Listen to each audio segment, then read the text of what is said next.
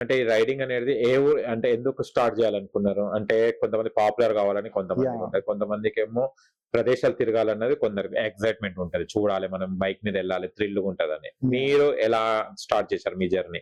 Same ఇంతే. Actually నేను ఇది స్టార్ట్ చేయాలనుకుంటుంది ప్రజల్లో తిరిగితే నాకు తెలుస్తుంది. నేనెలా ఉండాలి?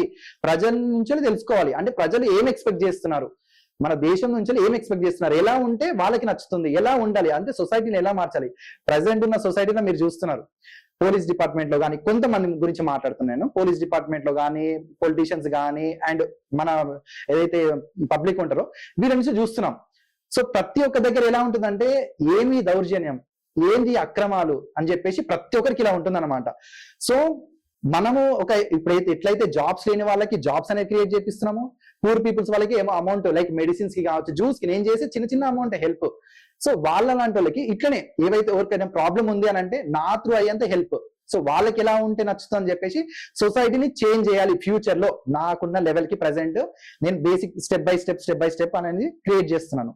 సో ఫ్యూచర్ లో అనుకుంటే సో సొసైటీలో కొన్ని చేంజెస్ చేయడం కానీ, డిపార్ట్మెంట్ లో కొన్ని చేంజెస్ చేయడం లాంటివి కానీ, సో ప్రతి ఒక్క చేంజెస్ అలా ఎలాంటి చేంజెస్ అంటే ఒకటి ప్రతి ఒక్కరికి మంచిగా ఉండాలి, ఎటువంటి కష్టం లేకుండా ఉండాలి, మంచిగా ఇంట్లో కూర్చొని తినాలని నేను అంటలేను. ప్రతి ఒక్కరు కష్టపడాలి, కానీ కష్టంకి తగ్గట్టు ప్రతిఫలం దక్కాలి. సో అలాంటిది ఉండాలి అని అంటే సొసైటీ పర్ఫెక్ట్ గా ఉండాలి. ఏదైతే గవర్నమెంట్ ఏదైతే లా ఉందో మనకి ఆ లా అనేది పర్ఫెక్ట్ గా ఉండాలి.